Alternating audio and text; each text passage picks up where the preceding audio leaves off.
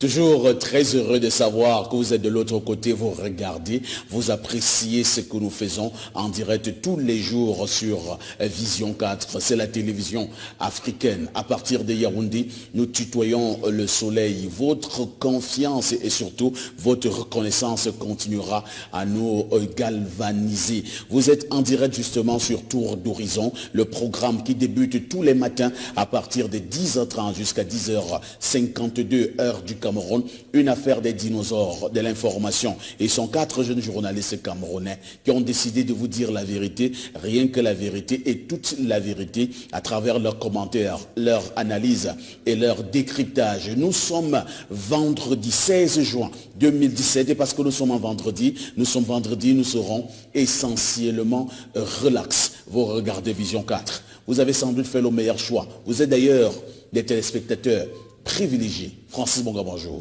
Bonjour Parfait, bonjour Mathieu, bonjour également à Martial Oona. Je voudrais ce matin dire bonjour à tous les élèves qui vont prendre ce matin leur bulletin qui consacre la fin de l'année scolaire pour beaucoup. C'est vrai que d'autres seront obligés d'attendre encore un tout petit peu parce que à côté des bulletins, il y a les résultats des examens officiels. Mais je voudrais particulièrement ce matin dire un bonjour cordial à quelques jeunes de la République qui se démarquent positivement. Je voudrais ce matin penser au promoteur de Foko Confort.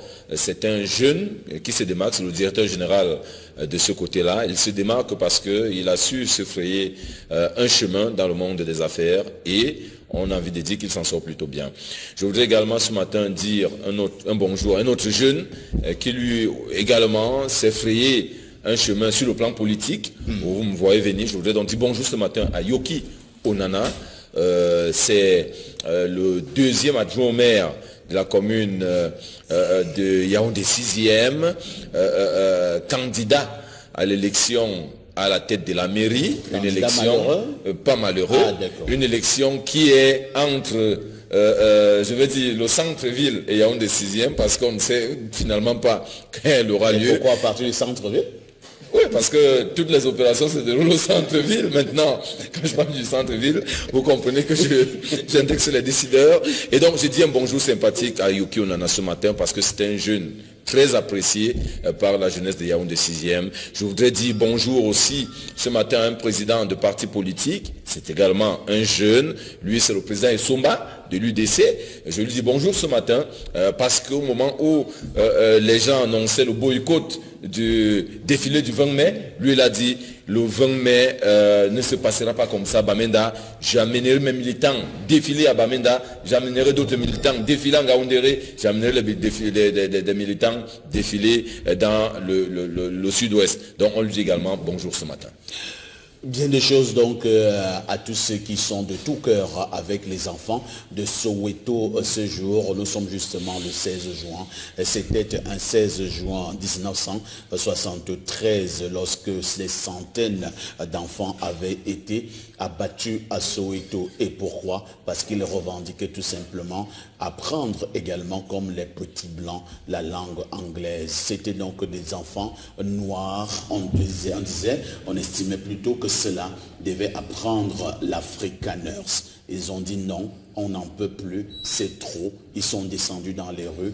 Conséquence, beaucoup d'entre eux avaient été froidement abattus. Depuis des années, l'on célèbre donc la journée de l'enfant africain. Ce jour, nos députés juniors seront du côté de l'Assemblée nationale, à l'hémicycle de Verdongoa-Ekele, pour poser des questions à bon nombre de membres du gouvernement. Ils sont exactement 180 députés juniors qui viennent de nos établissements scolaires. Vision 4 vous donnera la quintessence de cette information au journal de 20h avec plusieurs angles de traitement venant également sur le cas de l'enfant africain, la situation de l'enfant africain, les problèmes de l'enfant africain. Mathieu, bonjour. Bonjour Parfait, bonjour à Martial Oona, bonjour également à Francis Bonga. Je dis bonjour à Ernest Obama qui nous regarde depuis la ville de Bangui, c'est en Centrafrique. Il est déjà là, je crois, hein, peut-être. Ah, il est déjà à Douala. D'accord. Donc on dira donc... Ernest n'a pas de la dernière information. La dernière information. Et pourquoi il fait ça? Non, loin de là, je ne suis pas le SP d'Ernest Obama. Jusque-là, je savais que Francis était à deux. Non, je ne suis pas le SP d'Obama, je suis son collègue. Et la chance que j'ai, c'est que nous avons causé il y a moins d'une minute. Un supérieur ne peut pas être SP. Moins d'une minute c'est le supérieur de l'autre. J'aime souvent... Non, le problème, c'est que... On a un problème. C'est que... Comme on ne respecte pas l'organigramme du groupe l'anecdote... Ah bon? Oui, vous le dites à Mondovision? Je le dis à Mondovision. Est-ce qu'on ne cache pas les organigrammes? Chaque fois que les étudiants de l'ESTIC viennent ici, ils demandent les organigrammes. C'est d'ailleurs un cours en droit du travail. L'organigramme est vertical. Et dans l'organigramme, on vous donne les échelles de valeur de chaque responsable. Et dans l'organigramme du groupe l'anecdote, il faut savoir que les attachés sont au-dessus des directeurs opérationnels. Les gens ne le savent pas, mais il faut souvent le leur rappeler. Donc ce n'est donc pas possible que quelqu'un qui est là soit le respect de quelqu'un qui est là. Ce n'est pas possible. C'est un collègue et c'est un ami. Mais ce que Mathieu doit pouvoir dire, c'est qu'il n'a pas communiqué ce matin avec Ernest. S'il avait communiqué ce matin, j'aurais eu l'information. Moi, la chance que j'ai, c'est que j'ai communiqué avec lui il y a un instant. Donc... D'accord, c'est compris. Mathieu. Je remercie donc non, je vous envoie seulement chacun de l'organigramme. Quand on recrute quelqu'un dans une entreprise, il faut qu'il regarde l'organigramme. C'est la première des choses. Si vous ne regardez pas l'organigramme, vous aurez des problèmes. Français, c'est compris, hein? C'est compris. Non, c'est pas bien compris. Je vais vous donner un cours. On vous a compris, chef. Je vais voir le directeur Xavier Messier. Il rappelle quand même, parce que les gens ne le savent pas. Il y a des gens qui ne parlent pas faux couloir, ils pensent qu'ils parlent à... Non, mais faites attention. C'est quand même recevoir des demandes d'explication. C'est tout de même là-dessus. C'est tout de même là-dessus. Bon, alors, puisqu'on parle donc des attachés de direction... Et puisqu'on parle donc des attachés de direction... Ils sont deux, hein? Oui, ils sont deux. On va quand même aussi saluer l'attaché de direction numéro 1 du groupe l'anecdote dont M. Issama. Et Francis Bonga voulait qu'on le dise. Il est donc le numéro 2. Merci, chef. Je dis l'attaché de direction numéro 2. Monsieur Bonga. Il y a des risques qu'une demande à tout moment. Vous allez chuter Mathieu. J'avais même pas commencé. Ah bon? Oh là là.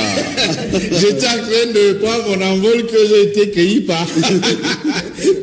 Bref, je vais dire bonjour à ceux qui nous regardent depuis la Centrafrique et bon retour à Ernest puisqu'il est désormais du côté de Douala. Je voudrais également saluer les populations du petit village des Bogo. C'est dans l'arrondissement des Ceux, il me semble bien, qui auront le bonheur et la chance d'accueillir dans les prochains jours la super coupe Samuel Eto'o, une super coupe dont on dit cette année les primes avoir été doublées. On sait d'ailleurs que les différentes équipes ont reçu des mains de Samuel Eto'o fils en personne le matériel et les équipements y afférents. Derrière, je voudrais saluer également un jeune qui ambitionne dans les prochains jours de monter ou alors de produire un festival du côté de Yaoundé. C'est le festival Kamer Streetwear. C'est Trao Charlie Atangana. Trao, je ne sais pas pourquoi Francis fait l'amour. Le chef fait l'amour. Et donc bonjour à Charlie Atangana. Derrière, je voudrais vous emboîter le pas parfait pour dire bien des choses à tous les jeunes africains, tous les enfants africains, pour être plus précis, qui nous regardent à travers le continent. Ces enfants surtout, et rendre un hommage à ceux qui sont utilisés à des fins incroyables, ces enfants dont on se sert comme enfants soldats, ces enfants dont on se sert comme kamikazes, ces enfants qui restent sous-scolarisés, ces enfants qui difficilement accèdent aux soins de santé. J'ai une pensée pour eux ce matin en ayant encore un appel envers les décideurs et ceux qui très souvent se rendent responsables d'abus envers les enfants. C'est que nous sommes tous passés par là ici. Nous n'avions pas bénéficié à un certain moment des attentions, de l'amour de ceux qui étaient nos aînés. Peut-être aujourd'hui n'aurons-nous pas la chance, ou sinon nous pourrions-nous pas maltraiter ces enfants-là. Merci Mathieu Ekran. Martial Oona est également en poste comme tous les matins d'ailleurs. Il nous vient d'Union Esso, l'arrondissement de Ngom Diap. On parle beaucoup des chenilles de ce côté. Et quand je parle de l'arrondissement de Ngom-Diap, on peut quand même saluer certains hommes qui comptent de ce côté. Je vais saluer le très grand frère Daniel Ndo, incontournable en matière artistique au Cameroun, sur le plan du théâtre, sur le plan du cinéma. Il a été longtemps enseignant à l'Institut national de la jeunesse et des sports. Je ne sais pas s'il y est toujours. Bien des choses également à l'ancien vice-président de la Cour suprême du Cameroun, M. Atangana Clément, magistrat hors échelle, et maintenant à son épouse, Mme Atangana, qui est députée du côté d'Union Esso. Nous n'allons pas oublier le ministre Grégoire Oona, secrétaire général adjoint du comité central du RDPC, par ailleurs ministre du Travail et de la Sécurité sociale. Incontournable politique dans le département d'Union Esso. Incontournable politique dans le département d'Union Esso. J'ai précisé, voilà. Martial Oana. Martial, bonjour. Bonjour papa ici, bonjour également au chef Francis. Non, bonjour. On me lance. Je crois que Martial est en train de blaguer. C'est là que il blague. Je crois que Martial est en train de blaguer. On me lance. Je ne sais pas si forcément on appelle le supérieur à chef à tous les coups. Parce que là ça devient... On a besoin de raillerie. J'ai simplement renvoyer les uns et les autres à l'organigramme.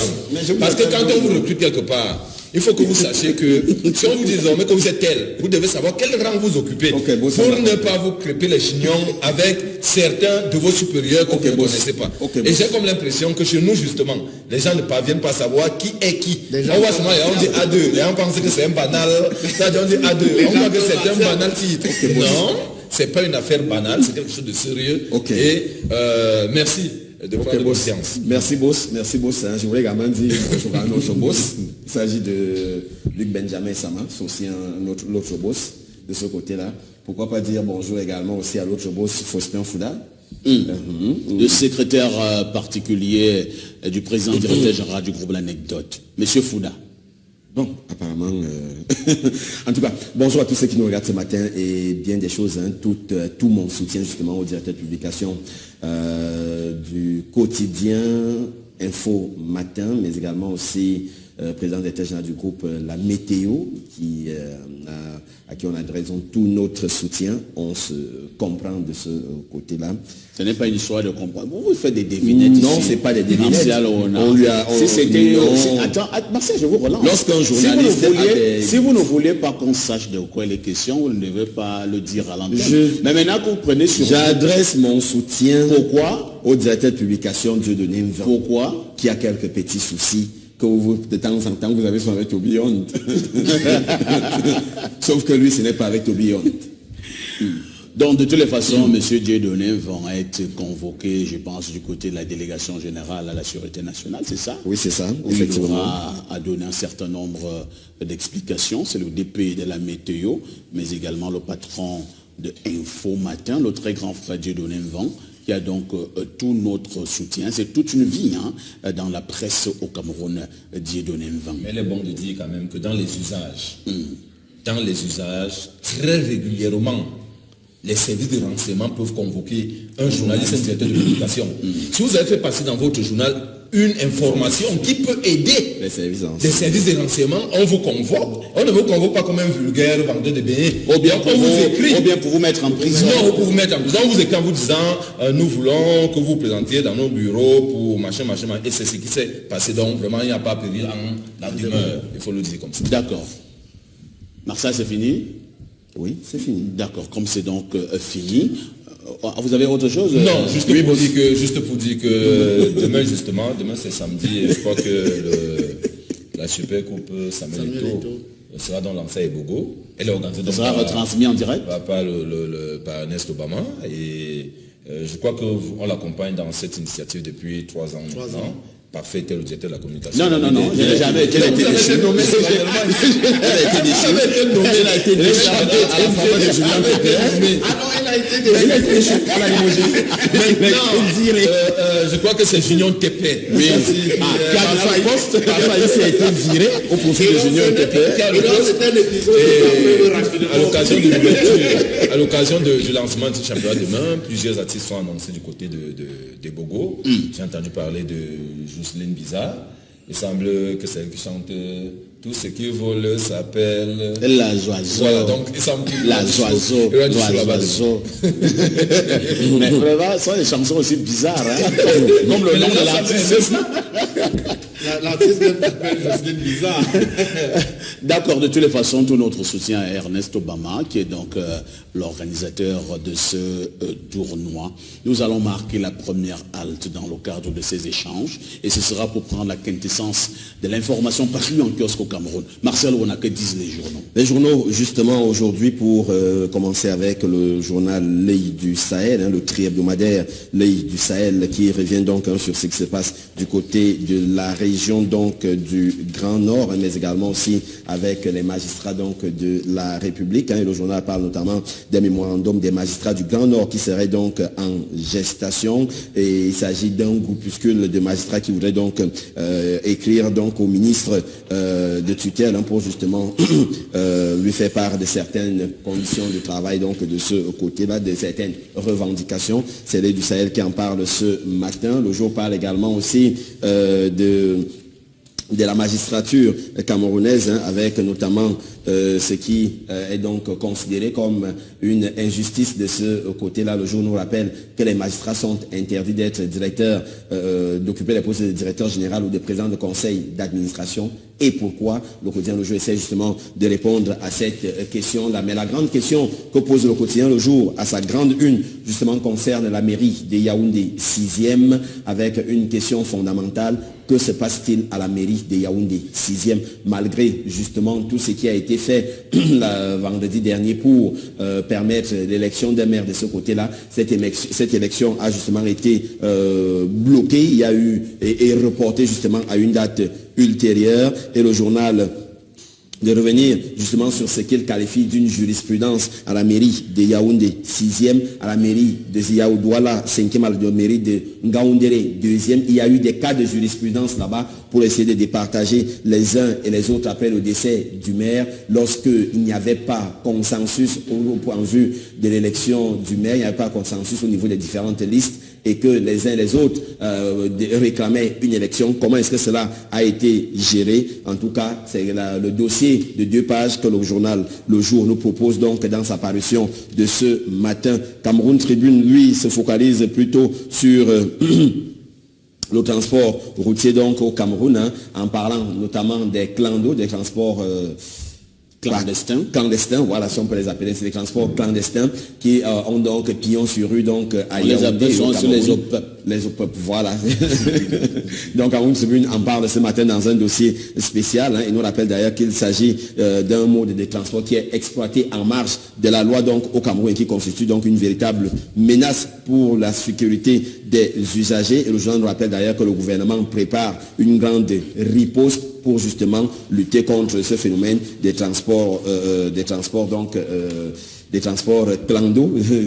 clando. C'est donc ce que Cameroun Tribune nous propose donc ce matin. Lequel journal nous parle également aussi des nouvelles lois, des 2 textes de loi qui ont été déposés hier du côté de l'Assemblée nationale, 2 textes de loi qui visent notamment l'amélioration de la gestion des établissements donc et des entreprises publiques donc au Cameroun. De nouvelles règles pourraient donc être adoptées. Elles concernent notamment le fonctionnement, le management, mais également aussi le rôle des tutelles techniques. Merci Martial Oona pour cette quintessence de l'information parue en kiosque au Cameroun. C'est vrai que le transport clandestin dans notre République par moment fait problème. Vous avez d'abord des vieux véhicules qui datent de Mathusalem. Le système de freinage est défaillant. Les amortisseurs relèvent d'une certaine époque. Les soupapes ont lâché. Je n'en dirai pas plus. Un renflement qui ressemble à ce qu'on appelait à l'époque des tronçonneuses marque Dolmar, et ainsi de suite. Donc, parfois, lorsque vous êtes dans cet engin, vous avez l'impression que c'est plus, vous êtes plus proche de la mort que d'arriver là où vous y allez. Je pense que le gouvernement devrait quand même jeter un coup d'œil de ce côté. On va encore nous dire que non, c'est la pauvreté, laisser les gens se battre. Une fois de plus, mon patron a l'habitude de dire quand c'est bien, quand tout est bien, c'est bien. Non, quand il n'y a pas un problème. Mais maintenant, quand il y aura un problème, on va se rendre compte, ah là, on aurait dû, mais c'est bien. Donc, merci. Francesco Bonga, je te passe solennellement encore la parole ce matin pour nous livrer une histoire épique et bien épicée. Le Congo, ça de ce matin. Alors, ce matin, c'est l'histoire d'une jeune dame, elle a 33 ans. Elle est veuve parce qu'elle a perdu son mari l'année dernière. Mais elle a un mariage dans une famille où les règles sont claires. Quand votre mari décède, vous restez avec celui qu'on considère comme le chef de famille. Donc celui qu'on désigne comme étant le chef de famille, c'est lui qui reste avec vous. Parce que cette dame, elle a quand même fait 4 enfants à ce monsieur qui est décédé. Et donc, quand son mari est décédé l'année dernière, ils se sont retrouvés au village, il y a eu les rites, tout ce que vous imaginez. Et finalement, c'est le frère aîné de ce monsieur qui est décédé qu'on a désigné chef de famille. Et donc, il fallait naturellement qu'il commence à s'occuper de la veuve comme cela se devait. Sauf que la veuve semble ne pas avoir d'atome cloché avec lui, c'est-à-dire qu'elle ne l'apprécie pas en tant qu'homme. S'occuper comment? De lui donner du savon, de toutes les manières, du pétrole. De toutes les manières. Donc même la nuit, ils dorment ensemble. Tout à fait. Ah bon? Tout à fait. Oh là là. Et donc la dame a donc refusé, parce qu'elle dit, elle ne refuse pas de prendre quelqu'un dans cette famille, mais elle ne voudrait pas. Elle a une préférence pour quelqu'un d'autre. Elle a une préférence pour le petit frère de son mari. Pour le petit frère de son mari. Et elle a fait savoir à la famille il y a 2 semaines qu'elle n'est pas très à l'aise de savoir qu'elles doivent avoir des relations intimes avec le frère aîné, parce que leur sang, comme on dit au quartier, ne colle pas. Et donc, elle a préféré le frère cadet de son épout, qui lui-même n'est pas opposé. Donc, il a été d'accord. Donc, ils ont donc convoqué une réunion, question de dire à la famille qu'ils sont dans l'obligation d'enfreindre la règle, qu'en réalité, la veuve a plutôt fait notre choix et que la famille a double dans ce choix. Ils se sont retrouvés dans cette réunion-là et le frère aîné a dit que c'est impossible. Une chose qui s'est décidée devant les patriarches des ancêtres, tout le monde était là. Vous venez maintenant faire vos affaires du quartier, ce n'est pas possible. Elle a d'ailleurs interdit à son jeune frère de mettre pied chez la veuve, parce que la veuve, le mari de la veuve avait construit avant de mourir, mais le jeune frère dit aussi que non, son frère ne peut pas être dans la tombe et accepter que sa femme soit avec quelqu'un qu'elle n'aime pas. Donc c'est une histoire qui commence à faire trop de bruit dans cette famille. Et tout récemment, il y a justement le petit frère qui, rappelons-le, avait un enfant, son enfant est décédé. Aujourd'hui, il accuse le frère aîné d'être celui qui a commandité ou alors celui qui a assassiné son fils. Donc c'est une affaire qui va dans tous les sens dans cette famille. Et cette dame qui m'a raconté son histoire m'a dit qu'elle pense que finalement la solution serait qu'elle ne prenne plus personne dans cette famille. J'avoue qu'elle avait déjà eu une relation, c'est elle-même qui me dit qu'elle a eu entre-temps une petite relation avec le grand frère. Non, le petit frère. Donc elle ne sait pas quoi faire, elle voulait simplement officialiser, mais elle se rend compte que les gens sont opposés, donc elle va peut-être partie de cette famille, sauf que ses enfants ne peuvent être enterrés que dans le village de son mari. Donc elle est dans l'embarras, elle ne sait quoi faire. La femme est dans l'embarras, elle ne sait quoi faire. Martial Ona, c'est une histoire qui interpelle vous les Bantous. Est-ce que la femme doit choisir Chez les Bantous, lorsque ton mari est mort, il y a une assise familiale et on décide que, bon, Macrite, comme tel est mort et son est parti, tu vas rester avec Ekon. C'est terminé. Mon commentaire, Martial. D'abord, chez les Bantous authentiques, la femme n'avait pas droit à la parole. En de telles circonstances, et même dans des circonstances parfois un peu plus gaies. Chez les Bantous également, il faut considérer la place de la femme à côté de l'homme. La femme, généralement, elle s'assied toujours sur un escabeau un peu plus bas en termes de hauteur par rapport à son mari qui était assis sur une chaise bien plus élevée. Cela rappelait justement la place que la femme avait au sein de la société africaine et surtout quel était son rôle. Et il me semble également que pendant très longtemps, et même dans certaines coutumes jusqu'à l'heure actuelle, lorsque Mathieu Ekong a la malchance de voir sa femme décédée avant lui, on prend la petite sœur lors des derniers rites, les rites de la dernière journée, les rites de veuvage. On prend la petite sœur de la femme de Mathieu Ekong et on lui dit, va élever les enfants de ta grande sœur. Et ça veut dire ce que ça veut dire. Ça veut dire ce que ça veut dire. On ne demande pas l'avis de la petite sœur. C'est ça les Bantous. Lorsque ce n'est pas Mathieu Ekong qui décédait, et que ce n'est pas les filles de l'épouse de Mathieu Ekong qui décédait, que c'est Mathieu Ekong lui-même qui partait, ce que je ne lui souhaite pas pour le moment, on prenait donc un des frères de Mathieu Ekong et on lui disait, il faut souvent venir laisser le savon et les bifaka à tes enfants. Ça voulait aussi dire ça veut dire ce que ça veut dire. On ne remarquait que jusque-là, on ne demandait l'avis de personne. Mais à force de Santa Barbara, Novelas, Dynastie, Isaora, Novelas, La Patrona, Nina, je ne sais pas, Série TV, les femmes se sont d'abord rendues compte que il est inadmissible que le monsieur soit assis sur le fauteuil rembourré, qu'elle soit assise sur le banc. Elles se sont également rendues compte que lorsque monsieur rentre, elle n'est pas obligée d'aller lui prendre un verre d'eau. Or, à l'époque de nos grands-parents et de nos parents, lorsque le monsieur rentrait du boulot, la première chose que la femme faisait, c'était de lui enlever les chaussures et de lui amener une écuelle d'eau fraîche, puisée dans un puits. On ne connaissait pas vos histoires de bouffe. On ne connaissait pas ça. Vos histoires de Sénégal, on ne connaissait pas. C'était de ça qu'il s'agit. La dame, pas du vivant de son mari, avait déjà fait un choix. Celui du petit frère. Ah bon? Mais puisque M. Bonga a dit que dans le Congo, ça, que la dame, elle avait... c'était après la mort de son mari. Elle avait... Non, vous avez dit que après la mort, elle veut plutôt le petit frère. C'est ça, c'est alors qu'avant, non, avant, elle ne faisait rien avec personne. Ok. Donc, elle a un choix sur le petit frère. Pourquoi? La famille a décidé... Elle n'a rien à dire. Mais maintenant, par souci de préservation des liens familiaux et par souci de préservation de la pureté du sang. Parce que cette dame, si on continue d'insister à forcer pour qu'elle reste, pour qu'elle aille avec le grand frère, elle va préférer partir de ce village. Elle va préférer partir de ce village avec ses enfants. Une bonne nuit, elle sera là, tout le monde sera couché, on ne saura même pas quand elle va partir. Elle va dire au chauffeur de clando que bon, en passant là, il ne faudra pas klaxonner. Il faudra aller klaxonner après le premier bosquet là, tu m'as retrouvé là. Et la nuitamment, elle ramasse tous ses enfants, elle va dire, on s'en va.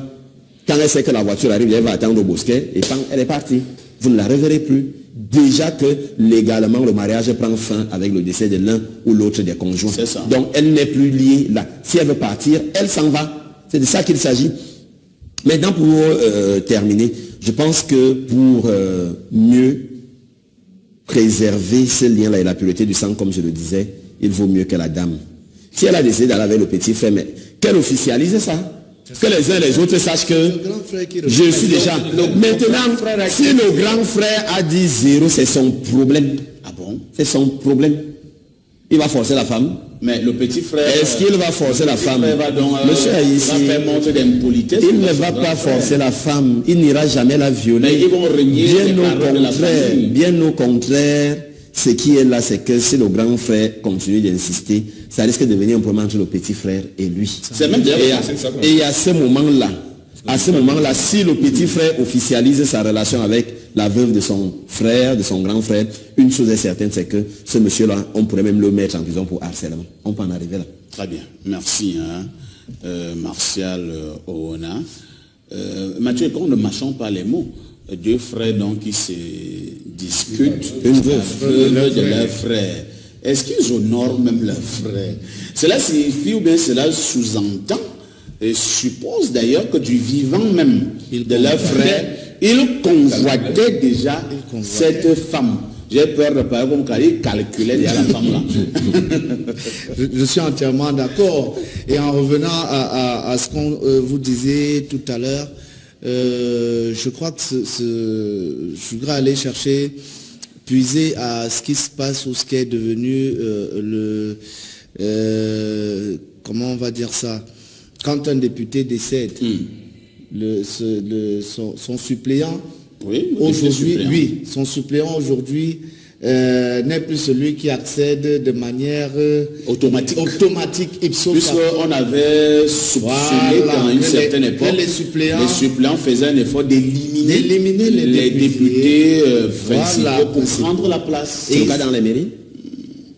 Je ne sais pas si c'est le cas dans les mairies. Pourquoi vous ramenez mon exemple à la mairie? Je ne sais pas pourquoi vous ramenez cet exemple à la mairie. Bon. Mais de toutes les façons, il avait été question de cela. Aujourd'hui, le suppléant ne remplace plus ipso facto le député principal si celui-ci venait à décéder. Je pense également en portant un œil sur ce qui nous intéresse et sur les clichés que venait de présenter Martial, que oui, à un certain moment, il était question, quand votre frère décède, que vous héritiez de son épouse. Mais je pense que ce qu'il faut trouver de bien dans cette mesure-là était l'esprit, parce que nos grands-parents et nos ascendants avaient à cœur de préserver souvent leur descendance. Et il s'agissait donc là de prendre dans l'esprit toutes les mesures pour que les enfants, en réalité il s'agit de cela, les enfants du défunt ne puissent manquer de rien. Et on demandait donc aux frères que désormais c'est toi qui devras t'occuper de la veuve de ton frère, en se disant effectivement c'était une façon de lui dire tu devras t'occuper des enfants de ton frère. Et de tout. Mais je pense que dans un premier temps c'était vraiment ça l'esprit. Et quand on doit même renvoyer ça à la femme qu'on donne à l'homme au cas où son épouse décède, et on disait à la petite sœur, bon écoute, désormais tu vas t'occuper des enfants de ta sœur. C'est parce qu'on voulait limiter les risques du fait que quelqu'un vienne de l'extérieur et se mette justement à maltraiter les pauvres enfants qui ne sont que des innocents. C'était un peu ça. Mais peut-être également c'était... En fait, c'était la fibre familiale. C'était la fibre familiale. C'était l'amour qu'il fallait conserver. On se disait que qui d'autre, mieux que le frère, peut prendre soin des enfants de son frère de fond, de sa sœur de fond. Mais on s'est peut-être rendu compte également, puisque le côté diabolique ayant souvent prospéré dans les esprits des uns et des autres, qu'il y avait également des risques que un frère se mette à lorgner de manière bizarre sur ce qui appartenait à son frère et pouvait, dans ce cas-là, attenter même à sa vie pour pouvoir hériter autant de ses biens que de son épouse et de tout ce que cela peut comporter. Et c'est peut-être pour cela aujourd'hui que je suis d'accord qu'on continue, que de continuer à penser que systématiquement quand quelqu'un décède, que son frère doive lui succéder sur ce plan-là peut être assimilé, et d'ailleurs assimilé à une violence faite à la femme. Et parce que oui. Mais la violence, à quel niveau? On n'a pas tapé la femme. Non, la violence, tout au contraire, au contraire, on veut donner les meilleurs outils à la femme.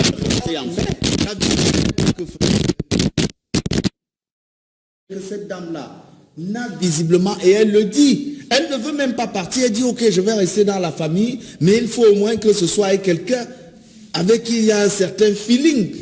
Hein? Mais le feeling peut venir au fur et à mesure, non Mathieu?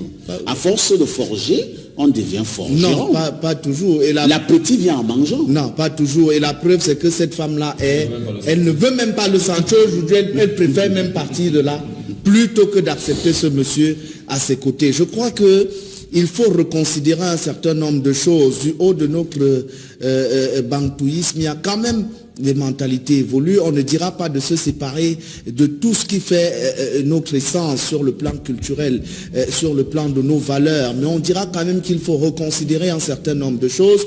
Une femme comme celle-là, elle est jeune. Vous n'êtes même pas sûr qu'elle a vécu au village, parce que généralement, même c'est au village que ces choses sont systématiquement appliquées. Qu'elle ait vécu au village, on ne connaît pas quelle est son éducation. Est-ce que de là où elle vient, elle a été éduquée de cette manière-là? Est-ce qu'elle était prête? Est-ce qu'elle a même déjà fini par faire ici de faire le deuil de son mari? Parce qu'il est souvent question de cela. Vous n'avez même pas fini de faire le deuil de votre... Quelqu'un va vous dire, les morts sont morts. Non, les morts sont morts, mais parfait, quand on portait quelqu'un dans son cœur, vous savez qu'il faut un certain moment... Voilà justement pourquoi le frère de ton mari doit venir te consoler, voilà justement, te réconforter dans la douleur que tu viens d'avoir. Également la nécessité pour laquelle la personne qui devrait donc jouer ce rôle doit être quelqu'un avec qui il y a quand même une certaine attirance. Sinon, finalement, vous le vivez comme une punition et ça devient donc assimilable à une violence faite à la femme.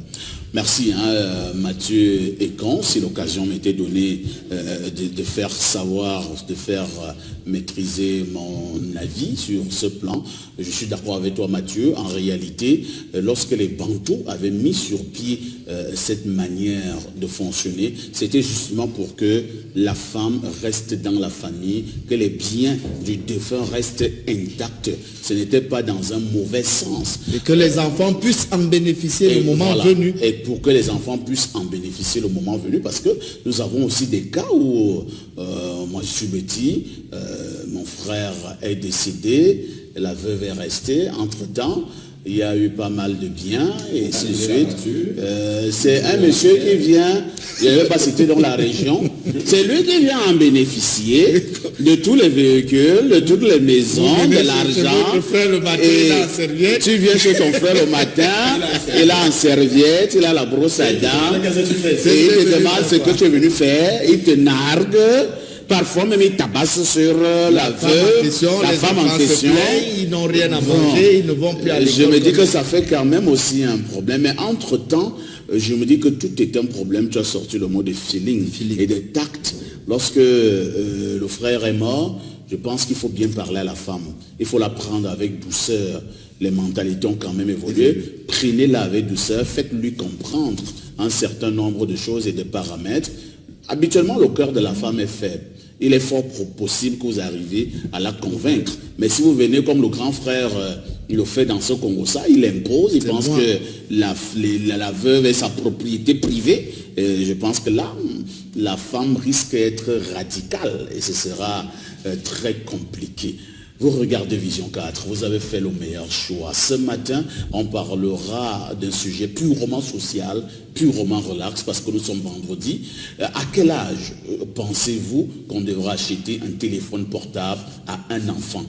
À quel âge un enfant doit commencer à utiliser un téléphone portable? C'est la problématique qui dirigera nos échanges ce matin. À tout de suite pour la suite.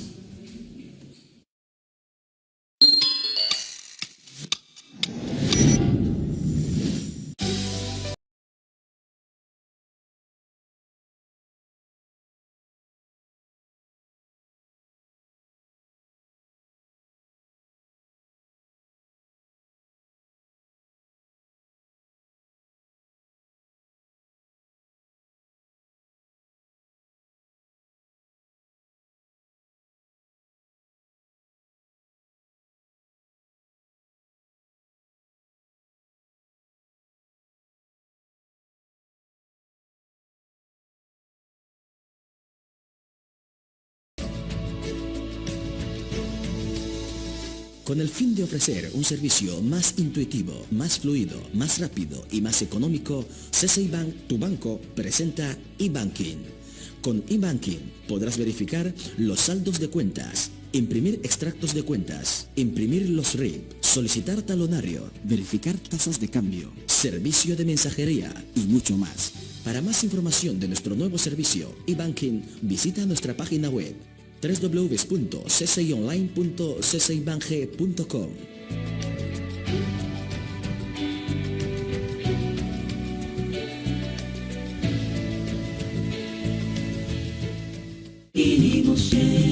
Créée en 1973 et inaugurée le 16 mai 1981, elle avait pour mission d'exploiter une raffinerie de brut pour satisfaire le marché local en production pétrolier finie. Cet objectif dès lors largement atteint, elle est résolument tournée aujourd'hui vers le marché de l'exportation. Plus fière, plus forte, plus ambitieuse, elle sait en tout lieu et en tout temps répondre aux nombreux challenges et défis qui chaque jour l'interpellent. La qualité dans les différents services proposés à ses partenaires, l'efficacité dans les projets et réformes d'amélioration de sa qualité de service, la sécurité et la protection autant de son personnel que de l'environnement, conformément aux bonnes pratiques reconnues par l'industrie pétrolière. Bientôt, grâce à son programme en cours de mise à niveau et de modernisation, elle sera capable de traiter sur place toute qualité brute, faisant ainsi passer sa production de 2 100 000 à 3 500 000 tonnes par an. Fierté nationale, elle est une référence sous-régionale. Elle, c'est la Société nationale de raffinage, Sonara. Sonara, à la place des mots, des actes et des chiffres, parle.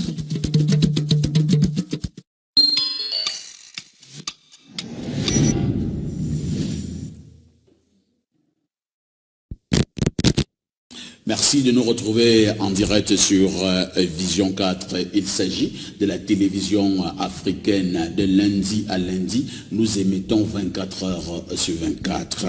Quelques messages. Bonjour au lion du micro. J'apprécie ce que vous faites. Juste dire à Mathieu de ne pas s'en aller. Il nous manquera énormément. C'est signé Sonia de Yaoundé. Mathieu, quelqu'un avait dit « nous manquerons ». Maintenant, il faut dire que nous sommes, on va le dire, aussi un peu comme des médecins ou comme des prêtres parfaits. Là où le devoir nous appelle, on y va. Je pense que Vision 4, RCA comme Vision 4 Cameroun. Nous allons travailler en synergie. On est en synergie et quelquefois, je suis sûr que mon visage reviendra sur vos écrans. D'accord, vous pourrez également me solliciter de temps en temps. Hein. Le message est... Je vous prêterai mon expertise. De toutes les façons, je n'attendais pas que vous me le déclariez. Autre message ce matin. Salut les gars. Martial, pourquoi personne ne parle de la bagarre qu'il y a eu entre... Ah bon? J'ai quand même suivi une histoire comme ça, mais il parle d'une bagarre entre un ministre et son DRH. Vous avez été au courant d'une actualité comme celle-là, Martial? Bon, vraiment, nous allons essayer d'enquêter. Hein. Je ne donnerai pas le nom du ministre à la télé, mais c'est un ministre qui nous est familier. Hein. Mathieu Ekan, bravo, tu as fait une très belle analyse. Je ne comprends pas pourquoi nous les Bantous, nous ne voulons pas sortir de l'antiquité. Charlie d'Omnisport à partir de Yaoundé. Autre préoccupation, bonjour les dinosaures. Je suis d'accord avec Mathieu. La femme a décidé de rester dans la famille, mais avec un frère de son choix. Devrions apprendre à sélectionner des choses positives dans nos valeurs traditionnelles, car elles ne portent toujours pas du positif. Frédéric depuis Nkansamba. Bonjour les dinosaures du micro. De nos jours, ce genre de rites n'ont plus leur place dans ce monde. Après la mort d'un conjoint, l'autre a tout à fait le droit de refaire sa vie avec n'importe qui. Donc, on ne doit rien lui imposer. Blondeau à Berthois.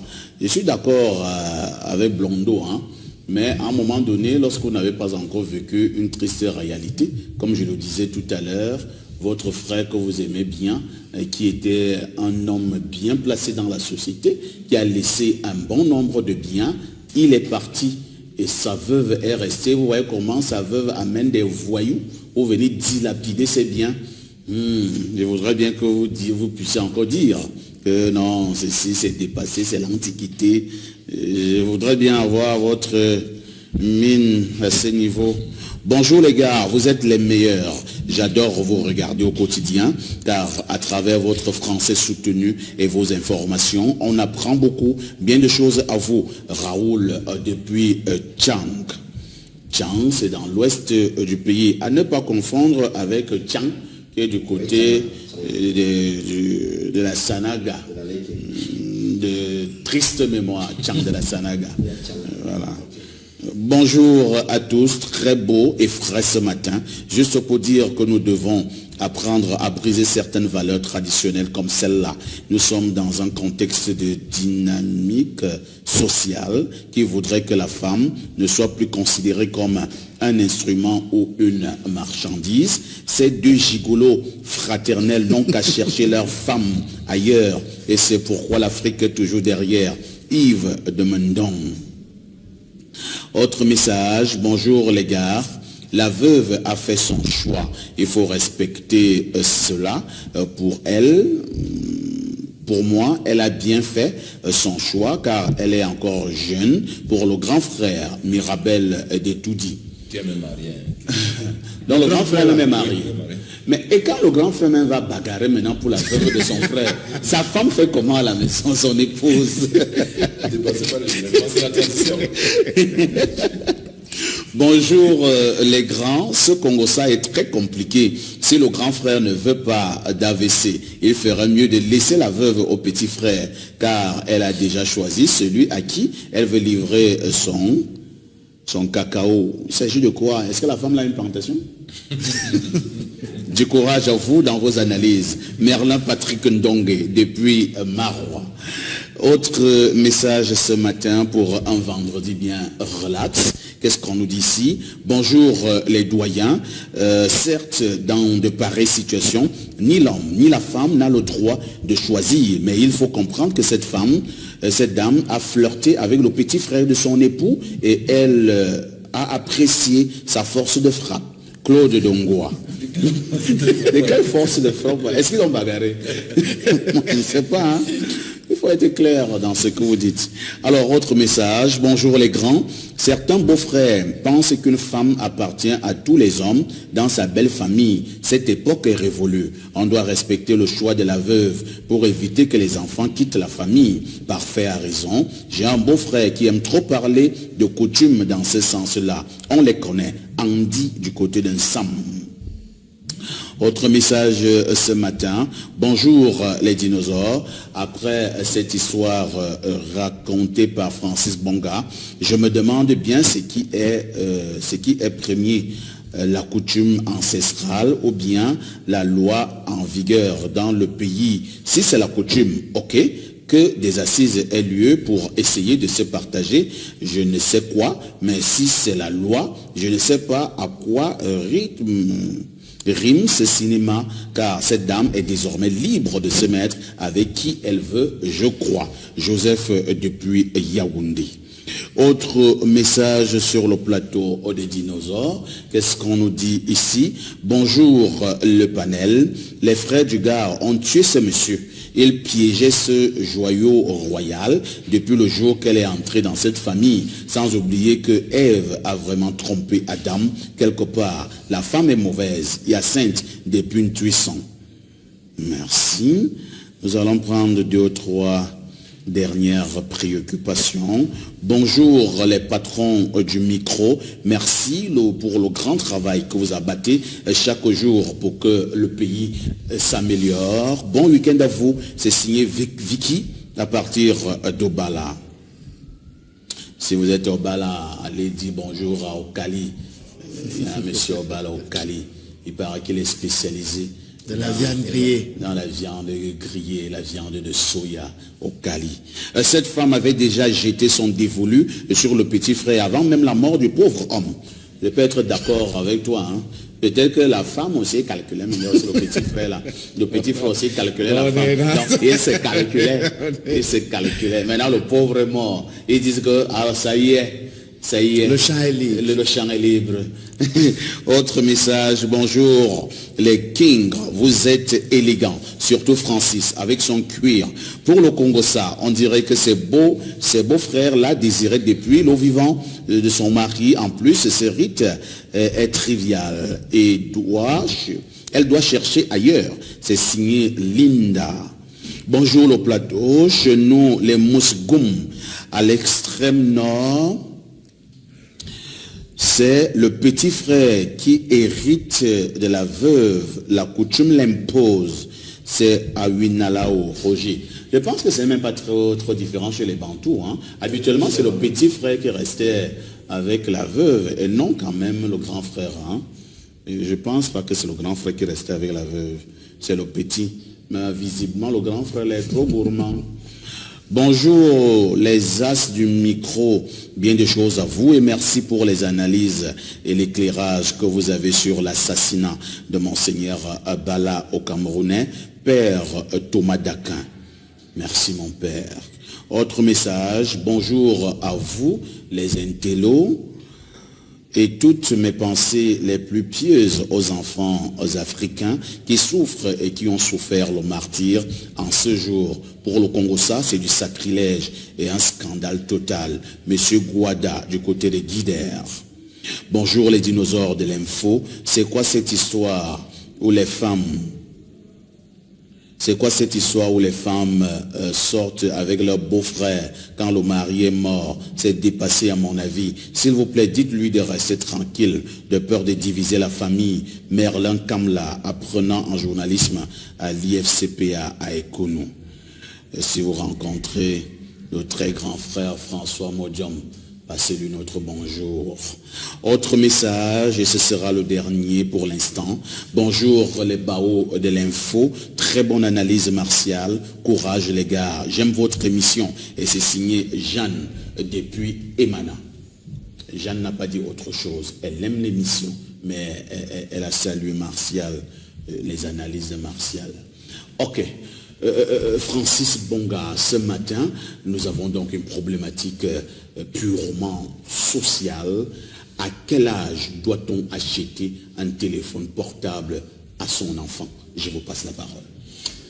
Alors, le téléphone portable, disons que c'est un gadget qui, depuis quelque temps, nous accompagne dans notre vie, parce qu'il faut rappeler qu'à une certaine époque, nous, quand on grandissait, le téléphone était un luxe. On ne le retrouvait qu'en mode fixe. Quand tu rencontrais une personne qui avait un téléphone portable, c'était compliqué. C'était ce qu'on appelait à l'époque les coupliers. Et ce n'était pas n'importe quel téléphone. Parfois, c'était des choses suffisamment grosses. Le parpaing. Le parpaing. Mais c'était un luxe. Hein? Mais c'était un luxe. Il y avait les anciens Motorola. Oui, les Motorola, les Nokia. Alors, ce qu'il faut dire... comme ça. Pour répondre à la question à quel âge doit-on offrir le téléphone à un enfant, je crois qu'il faut aller chercher dans le cursus scolaire de l'enfant. Parce que si nous sommes tous d'accord que chaque enfant a le droit d'aller à l'école, nous devons être tous d'accord que pour que l'enfant commence à utiliser un téléphone, il faut qu'on sente qu'il y a une nécessité à ce qu'il utilise le téléphone. Donc il faut chercher à savoir si le besoin vient d'abord de l'enfant. Est-ce qu'il vous a demandé le téléphone comme il aurait pu demander une glace? Est-ce qu'il vous a demandé le téléphone comme il aurait pu vous demander, je ne sais pas moi, une tennis? Ou est-ce que c'est vous-même le parent qui estimez que vous pouvez lui offrir le téléphone comme cadeau? C'est la première chose. Moi, je crois que très souvent, il faut que c'est le parent qui sente la nécessité d'offrir le téléphone à l'enfant. Et à partir de ce moment, le problème d'âge se pose. Je crois qu'on ne peut pas s'aventurer pour un parent sérieux à acheter le téléphone à un enfant qui est encore dans le primaire. Un enfant qui est à l'école primaire n'a pas besoin de téléphone. Mais maintenant, quand l'enfant a passé l'étape du primaire pour entrer dans le secondaire, vous voyez qu'il a entre 11 et 12 ans pratiquement, je crois que lui offrir un téléphone n'est pas ostentatoire. On peut donc penser à lui offrir un téléphone, mais déjà faudrait-il qu'en lui offrant le téléphone, qu'on n'ait qu'un seul souci, qu'il puisse joindre les parents en cas de problème. Et si nous avons ce souci, ça veut dire qu'on n'a pas besoin de l'encombrer avec des téléphones Android. On doit donc penser à lui offrir un téléphone simple, c'est-à-dire dans mon village, on appelle ça allô allô. C'est-à-dire que c'est un téléphone qui ne sert qu'à appeler et à recevoir les appels. Il n'y a pas de jeu, il n'y a pas de film, il n'y a pas de musique à télécharger et tout le reste. Il n'y a pas de WhatsApp. Il n'y a pas de WhatsApp. C'est juste appel et réception. Et on ne doit pas s'arrêter à ce niveau. il faut que le parent qui offre le téléphone à cet enfant-là lui impose un usage raisonnable. Usage raisonnable veut dire quoi? Usage raisonnable veut dire par exemple qu'on peut lui affecter un crédit de communication, je ne sais pas moi, de 200 francs CFA, et lui dire que ce crédit, tu dois l'utiliser, tu dois l'utiliser sur 7 jours. En cas d'urgence. Et en cas d'urgence. Ça fait que cet enfant, qui sait donc qu'il doit l'utiliser en cas d'urgence sur 7 jours, ne peut pas risquer de passer les appels au petit bonheur. Parce que si en une semaine, la maman ne se souvient pas que tu l'as appelé pendant la semaine pour poser un problème ou le papa, il faut bien que peut-être la tata ou le tonton qui est à la maison dise que tu as appelé. Mais si tu n'as pas appelé, tu as donc appelé qui? Donc, on restreint le fonctionnement de ce téléphone. Et naturellement, ce téléphone doit rester éteint pendant que tu es en classe. Parce que c'est toi qui dois appeler quand tu as un problème. Parce qu'on n'a pas besoin de t'appeler de toutes les façons. Donc, je crois que, vu sur ce plan-là, on peut s'accorder d'offrir le téléphone à un enfant qui va déjà en 6e. Mais maintenant, il peut arriver justement que pour éviter tout risque, parce que dites-vous également que dès que l'enfant a un téléphone, écoutez, un enfant qui va en 6e, il va rencontrer là-bas des copains, et vous savez aujourd'hui ce qu'on rencontre dans nos établissements scolaires.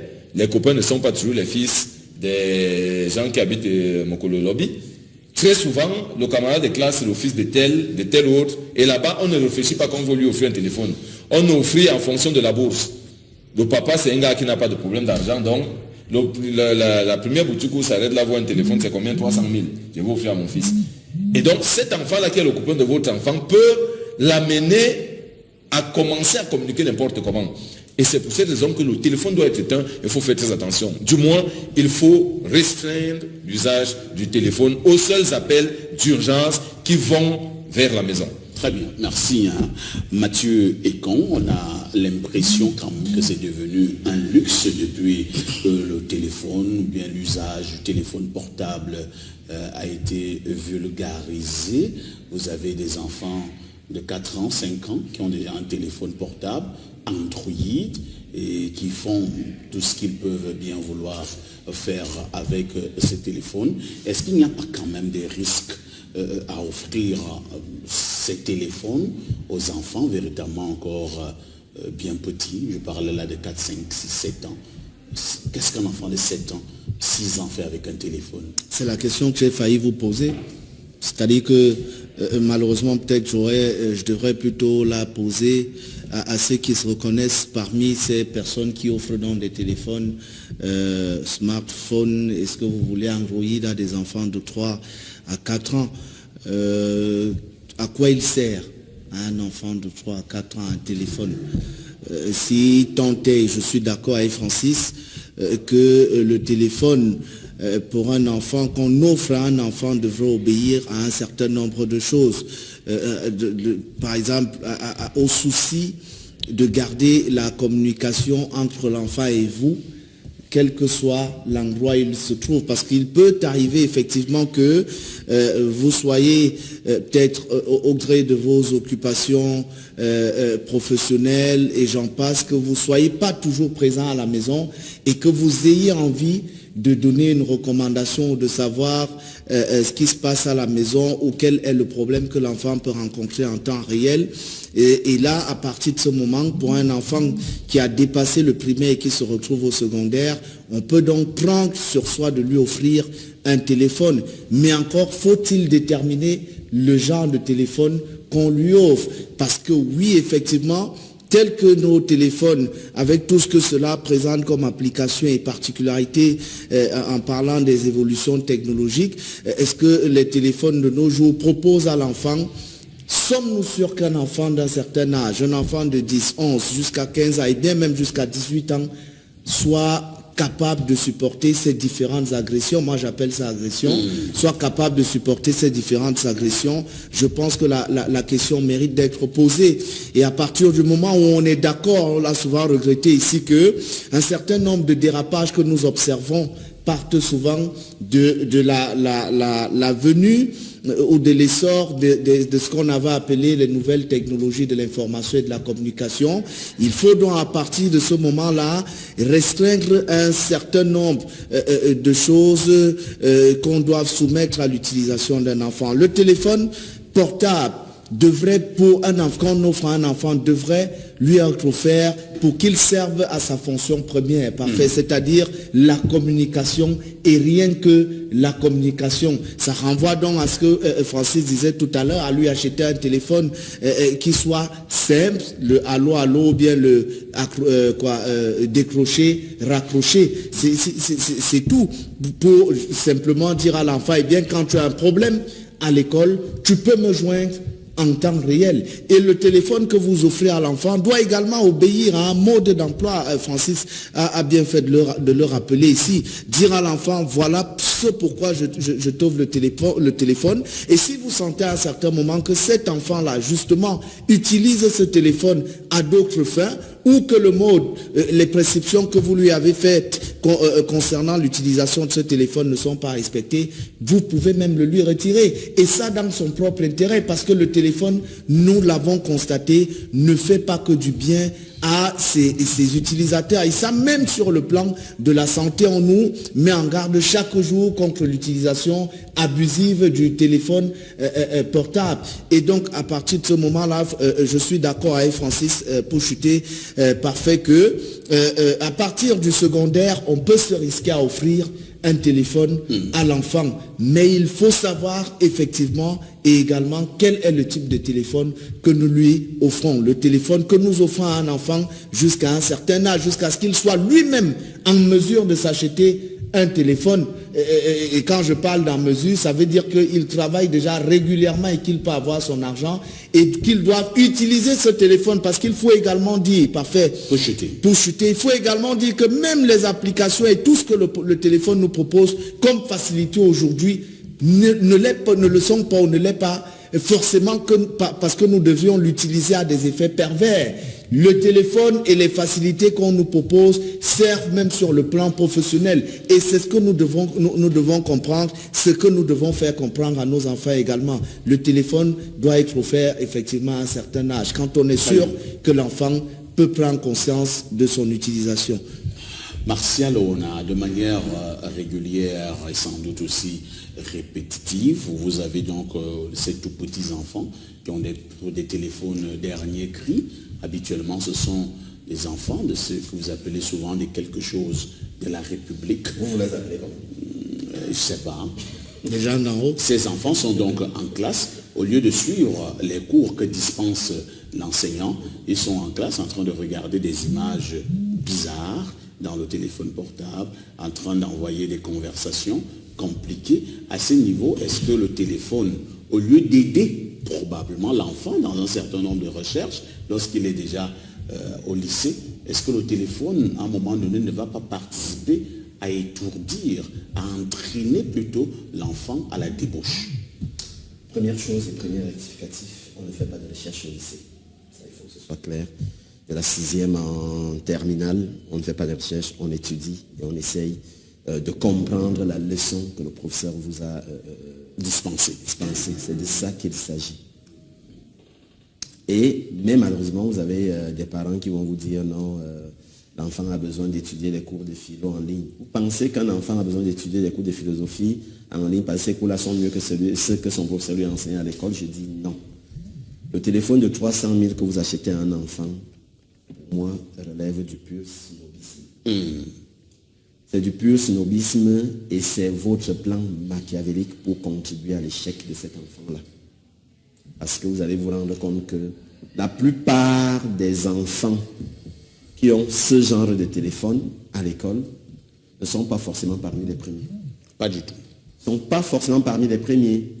Pourquoi? Parce que pendant que le professeur est en train de donner cours, papa qui est directeur dans une grande administration et qui a fait un sport, ma foi, bizarroïde avec l'argent du contribuable, parce qu'avec son salaire en fonction, il ne peut pas acheter un téléphone de 300 000 à un enfant. Il faut qu'on soit clair là-dessus.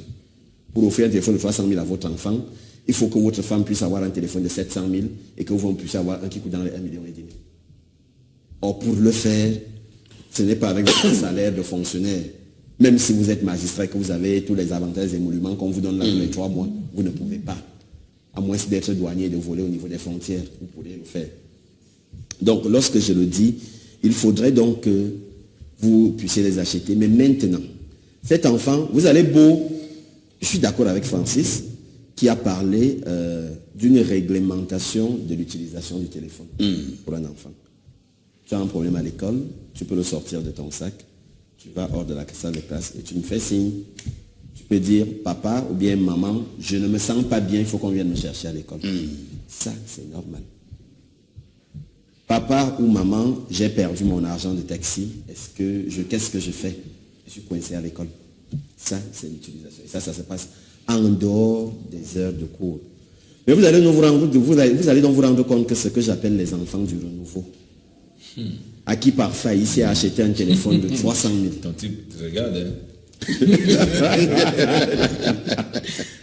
Il va te reprendre tout à l'heure. Ce que j'appelle les enfants du renouveau, à qui on a acheté un téléphone de 300 000 et qui passe autant à regarder une nouvelle pendant toute une nuit, pendant que papa et maman sont couchés.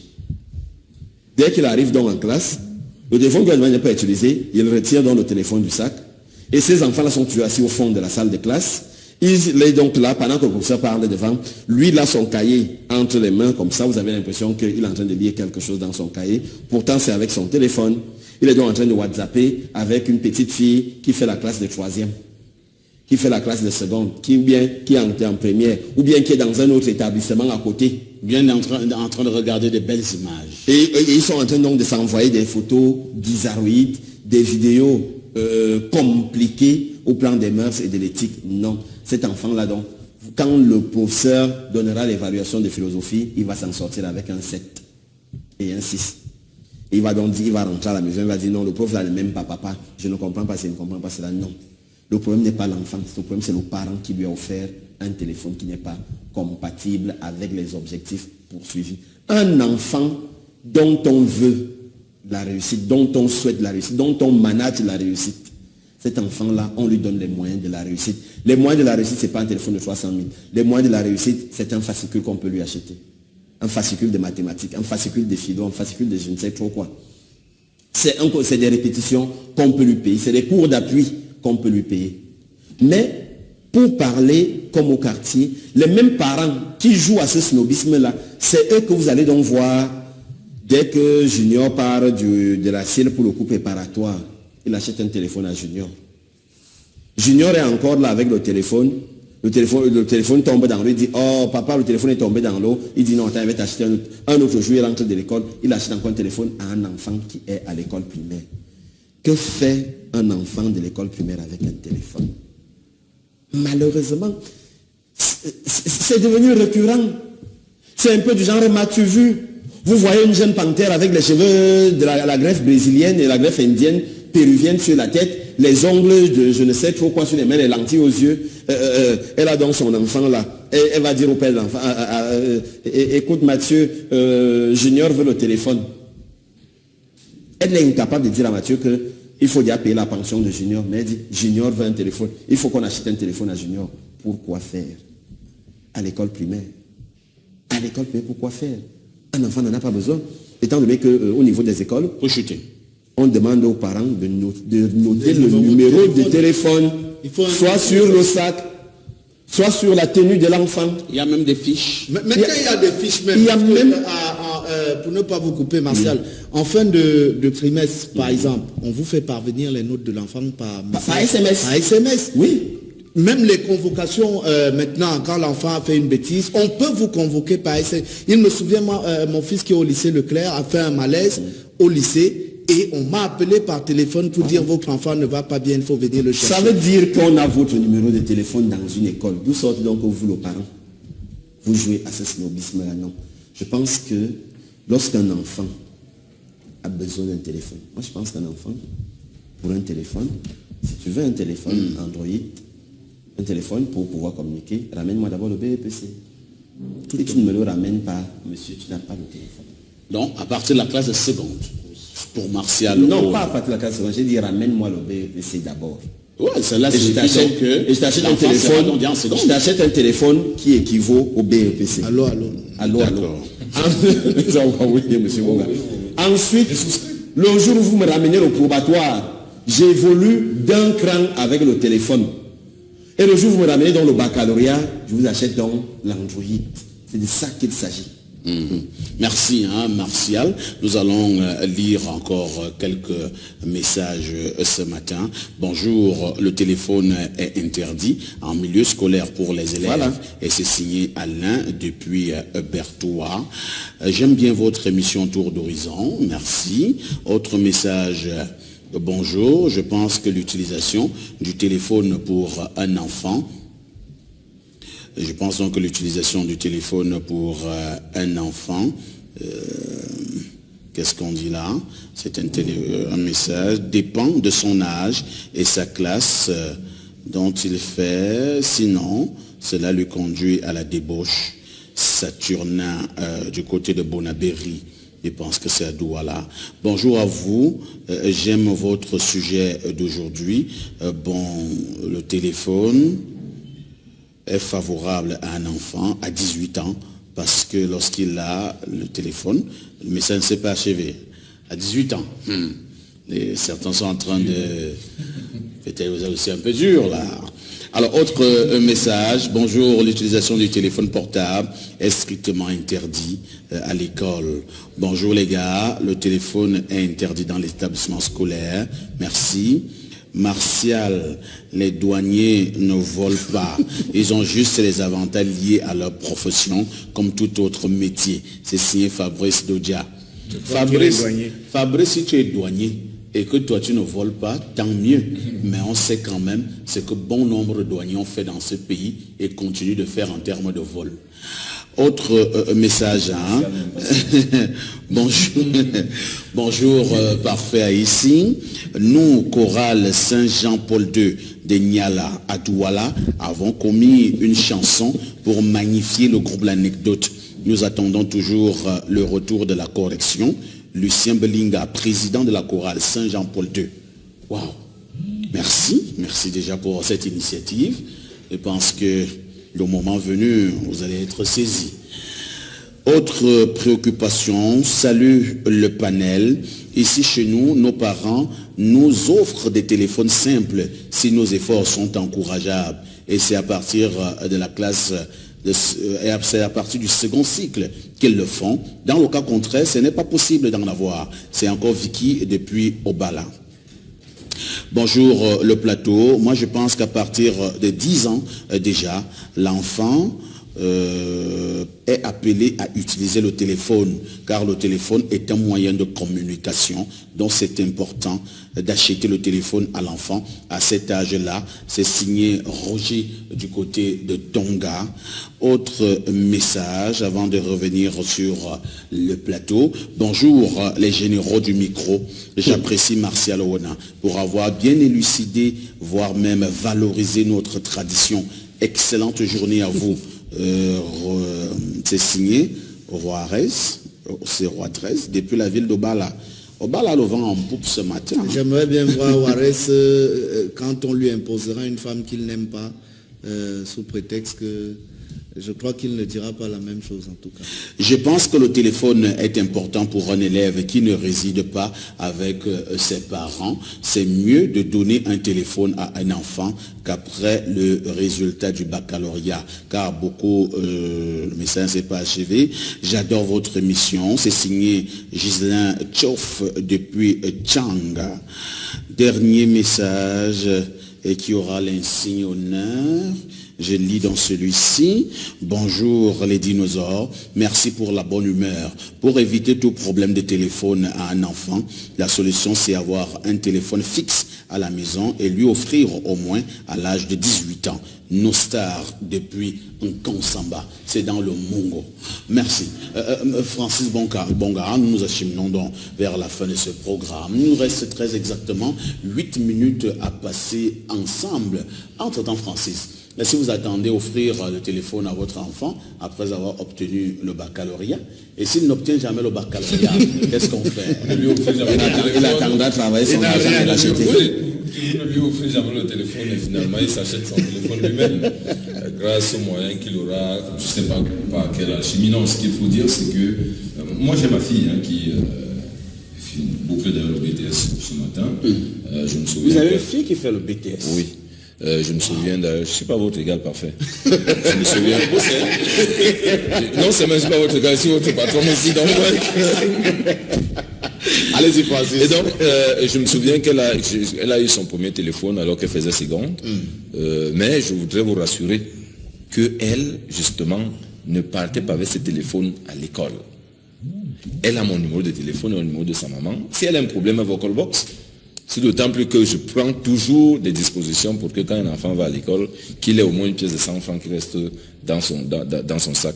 C'est pour répondre à ceux qui disaient tout à l'heure qu'on n'amène pas, que le téléphone est interdit en milieu scolaire. Oui, il est interdit. Mais un téléphone qui est éteint dans le sac et qui ne gêne personne, vraiment je ne sais pas en quoi est-ce qu'il peut être un danger pour qui que ce soit. Tout à l'heure, Marcel vous expliquait le mécanisme. Si tu as un souci, après le cours, ou à la récréation, tu pars dans ton coin, tu allumes ton téléphone, tu passes l'appel que tu veux passer à ton parent, je viens de garer mon agent de taxi, et tu éteins ton téléphone par la suite. Ça générera qui? Personne. Donc je crois que ce qu'il faut dire, c'est vrai que si vous entendez beaucoup de personnes dire qu'il faut d'ailleurs offrir le téléphone après le baccalauréat, c'est parce que les gens sont de plus en plus méfiants. Parce que les enfants aujourd'hui sont, je ne veux pas dire têtus, mais vont un peu trop vite. C'est-à-dire les choses vont tellement vite qu'il suffit d'offrir le téléphone à un enfant pour te rendre compte 2 jours après que cet enfant fait déjà des choses terribles avec ce téléphone. À un moment donné, ça devient un danger. Et pour peu qu'un enfant passe son numéro de téléphone à quelqu'un, dites-vous que c'est un enfant qui peut être lui aussi en danger. Vous savez tout ce qui se passe aujourd'hui. Et quand vous entendez parler de ces enfants qu'on corrompt moralement dans la rue, un enfant qui va au marché, vous envoyez votre enfant, vous achetez je sais pas moi, une bouteille d'eau à la boutique. Mais entre la maison et la boutique, si 5 minutes vous séparent, votre enfant peut rencontrer une personne qui lui raconte des histoires. Très bien. À plus forte raison que l'enfant a un téléphone. Donc moi je pense que c'est un outil qu'il faut donner à un enfant qui raisonne déjà et qui peut savoir quel est le bien fondé de son utilisation. Martial Ona, comment faire comprendre à certains parents qui font montre de snobisme qu'en réalité ils n'aident pas leur enfant en leur offrant cet outil de communication bientôt? C'est pas difficile de leur faire comprendre. Les notes que l'enfant ramène à la maison, généralement, il renvoie à cela. Lorsqu'un parent laisse déjà un enfant aller à l'école avec un téléphone, avec une tablette, un téléphone avec une tablette. Vous voyez un parent qui va passer des vacances à London, à Washington, et qui achète une tablette dernière génération comme la vôtre. Oh Martial, qu'est-ce que ma tablette vous a fait? Et qui arrive parce qu'il a un enfant qui est en classe de 6e ou 5e, dans un grand collège de Yaoundé, lui donne la tablette et l'enfant va avec à l'école. Alors qu'il sait pertinemment, le parent sait pertinemment que cela est interdit. Et lorsqu'on confisque cela, à l'école en général confisque, et le parent est le premier à démarrer son gros VX, il arrive à l'école et il menace le proviseur. Il lui dit, je vais vous montrer que c'est moi, à Yaoundé, je vais vous enlever, je vais vous faire ceci, je vais vous faire cela, ainsi de suite, ainsi de suite. Il menace le proviseur, il menace celui-là, il menace tout le monde. Ça ne va pas. Il faudrait, lorsqu'on parle de la communauté éducative, que les autres sachent que cela englobe le parent, l'enseignant et l'élève. Très bien. Et maintenant, dans chaque école, il y a ce qu'on appelle le règlement intérieur. Le téléphone, je le dis encore, ce n'est pas une question de modicité des mots, bien de snobisme. Je pense qu'il est raisonnable. Si un enfant ne vous ramène pas le BEPC, vous lui donnez un téléphone, pourquoi? Le téléphone doit être une espèce de cadeau comme source de motivation. Si un enfant vous passe au concours d'entrée en 6e ou bien le 7, offrez-lui une PlayStation. Merci Martial. Une tablette de jeu. Mathieu Ekong, finalement, pour tous ces enfants qui sont déjà habitués avec des téléphones portables, ils sont nombreux dans ces villas, dans ces châteaux. 6 ans, vous voyez Bobby qui est en communication avec sa tantine qui est à Londres et tout. Qu'est-ce qu'on fait? On retire le téléphone et si l'enfant menace de se suicider? Vous voyez donc, Parce que si vous ne lui avez, si vous ne lui avez pas offert ou si vous ne l'avez pas habitué à prétendre à ce qui n'est pas de son âge, il ne menacerait pas de se suicider parce qu'on lui retire un téléphone Android dernière génération.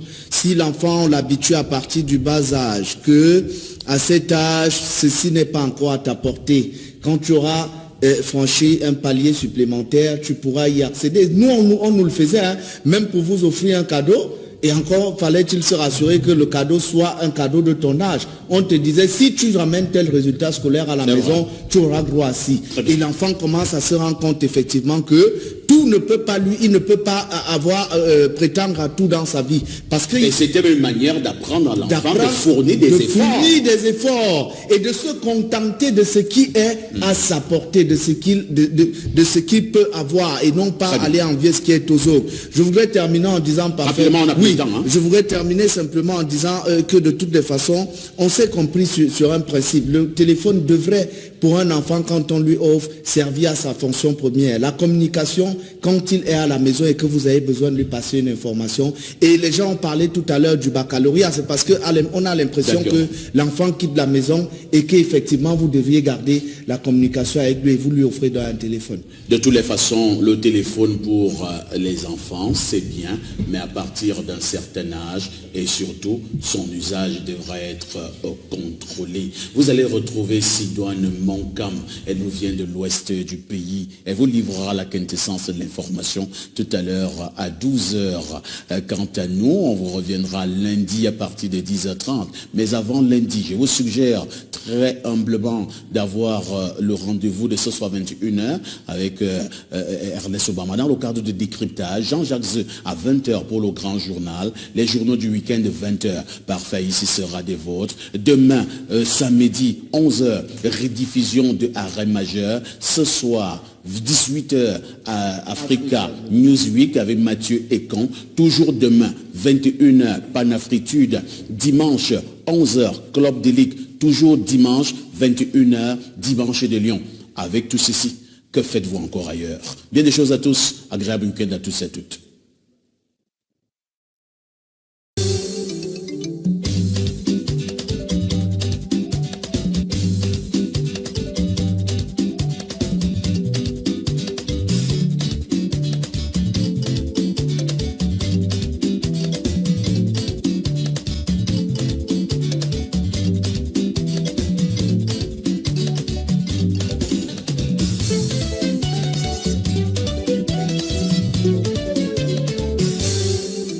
d'abus envers les enfants, c'est que nous sommes tous passés par là ici. Nous n'avions pas bénéficié à un certain moment des attentions, de l'amour de ceux qui étaient nos aînés. Peut-être aujourd'hui n'aurons-nous pas la chance, ou sinon nous pourrions-nous pas maltraiter ces enfants-là.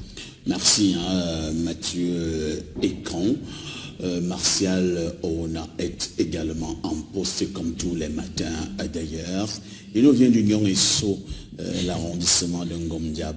On parle beaucoup des chenilles de ce côté. Et quand je parle de l'arrondissement de Ngom-Diap, on peut quand même saluer certains hommes qui comptent de ce côté. Je vais saluer le très grand frère Daniel Ndo, incontournable en matière artistique au Cameroun, sur le plan du théâtre, sur le plan du cinéma. Il a été longtemps enseignant à l'Institut national de la jeunesse et des sports. Je ne sais pas s'il y est toujours. Bien des choses également à l'ancien vice-président de la Cour suprême du Cameroun, M.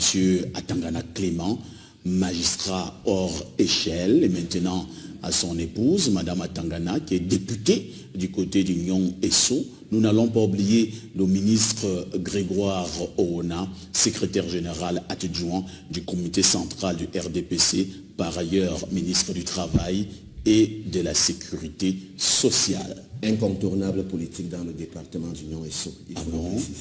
Incontournable politique dans le département du Nyong-Esso. J'ai précisé, voilà. Martial Oona. Martial, bonjour. Bonjour papa ici, bonjour également au chef Francis. Non, Bonjour. on me l'a. Je crois que Marcel est en train de blaguer. Cela peut. Il blague. Je crois que Marcel est en train de blaguer. On me l'a. Je ne sais pas si forcément on appelle le supérieur à chef à tous les coups. Parce que là, ça devient. On a besoin de raillerie. J'ai simplement renvoyé les uns et les autres à l'organigramme. Parce que quand on vous recrute quelque part, il faut que vous sachiez que si on vous dit désormais que vous êtes tel, vous devez savoir quel rang vous occupez pour ne pas vous crêper les chignons avec certains de vos supérieurs que vous ne connaissez pas. Et j'ai comme l'impression que chez nous, justement, les gens ne parviennent pas à savoir qui est qui. On voit souvent, on dit A2, les gens pensent que c'est un banal. On dit A2, on voit que c'est un banal titre. Non, c'est pas une affaire banale, c'est quelque chose de sérieux. Et merci. Merci boss, hein. Je voulais également dire bonjour à notre boss. Il s'agit de Luc Benjamin Sama, c'est aussi l'autre boss de ce côté-là. Pourquoi pas dire bonjour également aussi à l'autre boss, Faustin Fouda. Le secrétaire particulier du président directeur général du groupe L'Anecdote, Monsieur Fouda. Bon, apparemment, en tout cas, bonjour à tous ceux qui nous regardent ce matin et bien des choses, hein, tout mon soutien justement au directeur de publication du quotidien Info Matin, mais également aussi président directeur général du groupe La Météo, à qui on adresse tout notre soutien. On se comprend de ce côté-là. Ce n'est pas une histoire de comprendre. Vous faites des devinettes. Non, c'est pas des devinettes. On lui a. Attends, Marcel, je vous relance. Lorsqu'un journaliste si vous ne voulez pas qu'on sache de quoi est les questions, vous ne devez pas le dire à l'antenne. Mais maintenant que vous prenez sur. J'adresse mon soutien. Pourquoi? Au directeur de publication Dieudonné Mvan. Pourquoi? Qui a quelques petits soucis que vous, de temps en temps, vous avez soit avec Toby Hunt. Sauf que lui, ce n'est pas avec Toby Hunt. Donc, de toutes les façons, M. Dieudonné vont être convoqués, je pense, du côté de la délégation générale à la Sûreté nationale, c'est ça? Oui, c'est ça, effectivement. Il aura à donner un certain nombre d'explications. C'est le DP de La Météo, mais également le patron de Info Matin, le très grand frère Dieudonné Mvan, qui a donc tout notre soutien. C'est toute une vie dans la presse au Cameroun, Dieudonné Mvan. Mais il est bon de dire quand même que dans les usages, très régulièrement, les services de renseignement peuvent convoquer un journaliste, un directeur de publication. Si vous avez fait passer dans votre journal une information qui peut aider les services de renseignement, on vous convoque. On ne vous convoque pas comme un vulgaire vendeur de billets. Ou bien pour vous mettre en prison. Non, pour vous mettre en prison. On vous écrit en vous disant nous voulons que vous présentiez dans nos bureaux pour machin. Et c'est ce qui s'est passé. Donc vraiment, il n'y a pas péril en la demeure. Il faut le dire comme ça. D'accord. Marcel, c'est fini? Oui, c'est fini. D'accord. Comme c'est donc fini. Vous avez autre chose? Non, juste pour dire que demain c'est samedi et je crois que la Super Coupe Samuel Eto'o sera dans l'enceinte.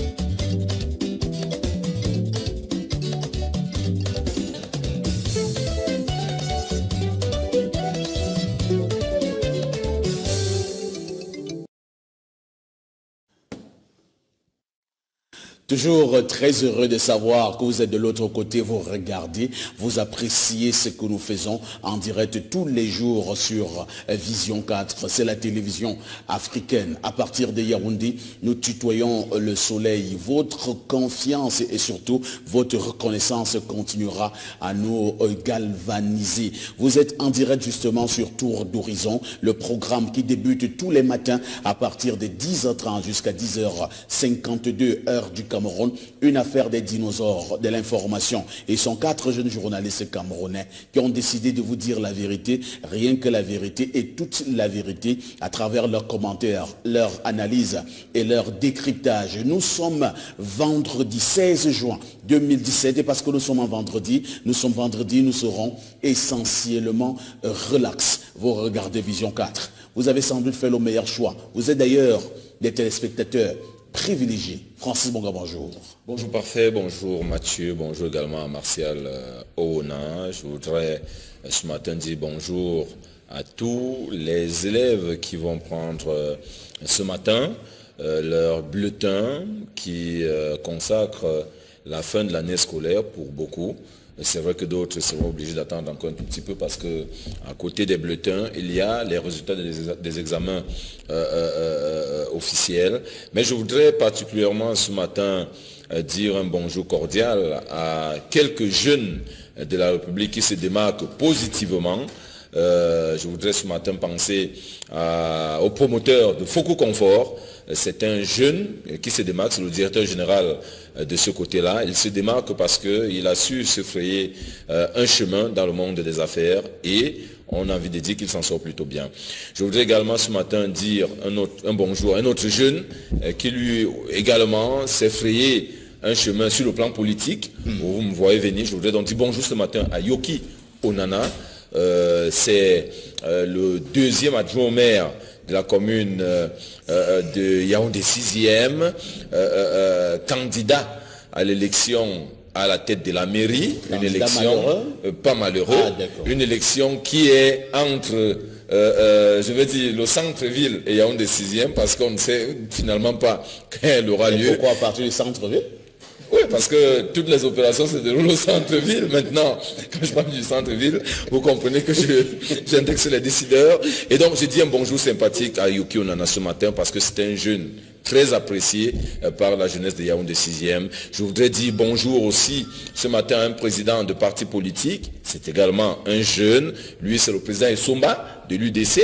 Je lui dis bonjour ce matin parce qu'au moment où les gens annonçaient le boycott du défilé du 20 mai, lui il a dit le 20 mai ne se passera pas comme ça à Bamenda, j'amènerai mes militants défiler à Bamenda, j'amènerai d'autres militants défiler en Gaoundéré, j'amènerai des militants défiler dans le sud-ouest. Donc on lui dit également bonjour ce matin.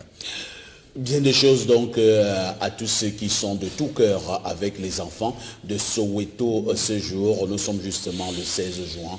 C'était un 16 juin 1973 lorsque des centaines d'enfants avaient été abattus à Soweto. Et pourquoi? Parce qu'ils revendiquaient tout simplement apprendre également comme les petits blancs la langue anglaise. C'était donc des enfants noirs, on estimait plutôt que cela devait apprendre l'afrikaners. Ils ont dit non, on n'en peut plus, c'est trop. Ils sont descendus dans les rues.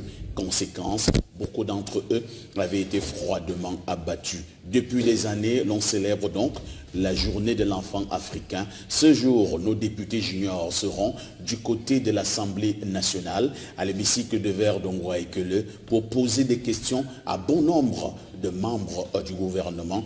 Ils sont exactement 180 députés juniors qui viennent de nos établissements scolaires. Vision 4 vous donnera la quintessence de cette information au journal de 20h avec plusieurs angles de traitement venant également sur le cas de l'enfant africain, la situation de l'enfant africain, les problèmes de l'enfant africain.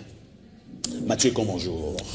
Bonjour Parfait, bonjour à Marcel Ona, bonjour également à Francis Bonga. Je dis bonjour à Ernest Obama qui nous regarde depuis la ville de Bangui, c'est en Centrafrique. Il est déjà à Douala, je crois, hein, peut-être. Ah, il est déjà à Douala. D'accord. Donc on dira donc... Ernest ne t'a pas donné la dernière information. La dernière information. Et pourquoi il fait ça? Non, loin de là, je ne suis pas le SP d'Ernest Obama. Jusque-là, je savais que Francis était A2. Non, je ne suis pas le SP d'Obama, je suis son collègue. Et la chance que j'ai, c'est que nous avons causé il y a moins d'une minute. Un supérieur ne peut pas être SP. Moins d'une minute c'est le supérieur de l'autre. J'aime souvent. Non, le problème, c'est que. On a un problème. C'est que. Comme on ne respecte pas l'organigramme du groupe l'anecdote. Ah bon? Vous le dites à Mondovision? Je le dis à Mondovision. Est-ce qu'on ne cache pas les organigrammes? Chaque fois que les étudiants de l'ESTIC viennent ici, ils demandent les organigrammes. C'est d'ailleurs un cours en droit du travail. L'organigramme est vertical. Et dans l'organigramme, on vous donne les échelles de valeur de chaque responsable. Et dans l'organigramme du groupe l'anecdote, il faut savoir que les attachés sont au-dessus des directeurs opérationnels. Les gens ne le savent pas, mais il faut souvent le leur rappeler. Donc ce n'est donc pas possible que quelqu'un qui est là soit le respect de quelqu'un qui est là. Ce n'est pas possible. C'est un collègue et c'est un ami.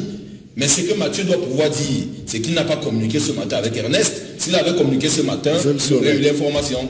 Moi, la chance que j'ai, c'est que j'ai communiqué avec lui il y a un instant. Donc... D'accord, c'est compris. Mathieu. Je remercie donc non, je vous envoie seulement chacun lit l'organigramme. Quand on recrute quelqu'un dans une entreprise, il faut qu'il regarde l'organigramme. C'est la première des choses. Si vous ne regardez pas l'organigramme, vous aurez des problèmes. Français, c'est compris, hein? C'est compris. Non, c'est pas bien compris. Je crois que on vous a compris, chef. Je vais voir le directeur Xavier Messier. Il me rappelle quand même, parce que les gens ne le savent pas. Il y a des gens qui ne parlent pas faux couloir, ils pensent qu'ils parlent à... Non, mais faites attention. C'est quand même recevoir des demandes d'explication. C'est tout de même là-dessus. C'est tout de même là-dessus. Bon, alors, puisqu'on parle donc des attachés de direction... Et puisqu'on parle donc des attachés de direction... Ils sont deux, hein? Oui, ils sont deux. On va quand même aussi saluer l'attaché de direction numéro 1 du groupe L'Anecdote, dont M. Sama. Et Francis Bonga voulait qu'on le dise. Il est donc le numéro 2. Merci, chef. Je dirais l'attaché de direction numéro 2. Monsieur Bonga. Il y a des risques qu'il demande à tout moment. Vous allez chuter Mathieu. J'avais même pas commencé. Ah bon? Oh là là. J'étais en train de prendre mon envol que j'ai été cueilli par.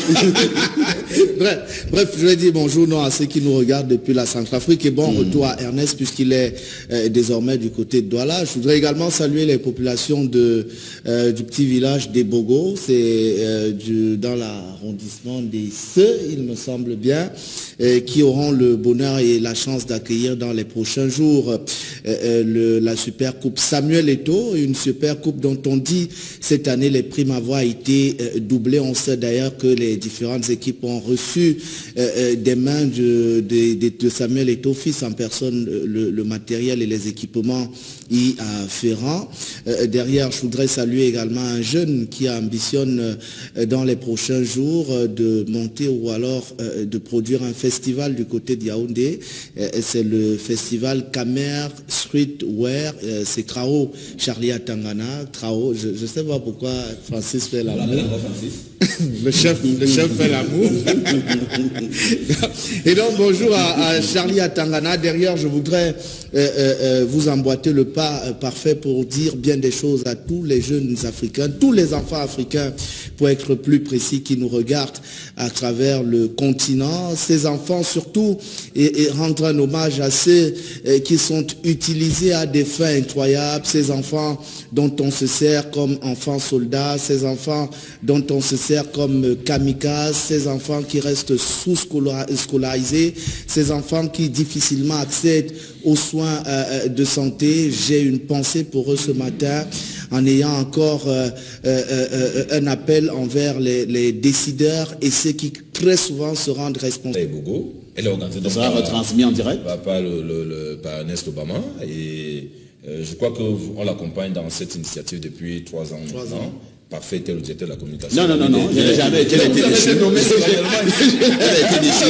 Elle a été déchue à la faveur de Julien Pépé. Ah non, elle a été déchue à la limousine. Je crois que c'est Junior Tepé. Oui, qui a été viré au profit de Junior Tepé. À l'occasion du lancement du championnat demain, plusieurs artistes sont annoncés du côté des Bogo. J'ai entendu parler de Jocelyne Bizarre. Il semble que celle qui chante tout ce qui vole s'appelle la Joiseau. Voilà, donc il semble que la Joiseau. Mais vraiment, ce sont des chansons aussi bizarres, hein? Comme le nom de l'artiste. L'artiste s'appelle Jocelyne Bizarre. D'accord, de toutes les façons, tout notre soutien à Ernest Obama, qui est donc l'organisateur de ce tournoi. Nous allons marquer la première halte dans le cadre de ces échanges, et ce sera pour prendre la quintessence de l'information parue en kiosque au Cameroun. Marcel, on a que disent les journaux. Les journaux, justement, aujourd'hui, pour commencer avec le journal L'Œil du Sahel, le tri hebdomadaire L'Œil du Sahel, qui revient donc sur ce qui se passe du côté de la région région donc du Grand Nord, mais également aussi avec les magistrats donc de la République. Et le journal parle notamment des mémorandums des magistrats du Grand Nord qui seraient donc en gestation. Et il s'agit d'un groupuscule de magistrats qui voudraient donc écrire donc au ministre de tutelle pour justement lui faire part de certaines conditions de travail donc de ce côté-là, de certaines revendications. C'est l'Œil du Sahel qui en parle ce matin. Le jour parle également aussi de la magistrature camerounaise, avec notamment ce qui est donc considéré comme une injustice de ce côté-là. Le jour nous rappelle que les magistrats sont interdits d'être directeurs, d'occuper les postes de directeur général ou de président de conseil d'administration. Et pourquoi? Le quotidien Le Jour essaie justement de répondre à cette question-là. Mais la grande question que pose le quotidien Le Jour à sa grande une, justement, concerne la mairie de Yaoundé 6e, avec une question fondamentale. Que se passe-t-il à la mairie de Yaoundé 6e, malgré justement tout ce qui a été fait vendredi dernier pour permettre l'élection d'un maire de ce côté-là? Cette élection a justement été bloquée, il y a eu et reportée justement à une date ultérieure, et le journal de revenir justement sur ce qu'il qualifie d'une jurisprudence à la mairie de Yaoundé 6e, à la mairie de Ziaou Douala 5e, à la mairie de Ngaoundéré 2e. Il y a eu des cas de jurisprudence là-bas pour essayer de départager les uns et les autres après le décès du maire, lorsqu'il n'y avait pas consensus au point de vue de l'élection du maire, il n'y avait pas consensus au niveau des différentes listes, et que les uns et les autres réclamaient une élection. Comment est-ce que cela a été géré? En tout cas, c'est le dossier de 2 pages que le journal Le Jour nous propose donc dans sa parution de ce matin. Cameroun Tribune, lui, se focalise plutôt sur le transport routier donc au Cameroun, en parlant notamment des clans d'eau, des transports clandestins, voilà, si on peut les appeler, c'est des transports clandestins qui ont donc pignon sur rue donc à Yaoundé. Les OPEP, voilà. Donc Cameroun Tribune en parle ce matin dans un dossier spécial. Il nous rappelle d'ailleurs qu'il s'agit d'un mode de transport qui est exploité en marge de la loi donc au Cameroun et qui constitue donc une véritable menace pour la sécurité des usagers. Et le journal nous rappelle d'ailleurs que le gouvernement prépare une grande riposte pour justement lutter contre ce phénomène des transports clando. C'est donc ce que Cameroun Tribune nous propose donc ce matin.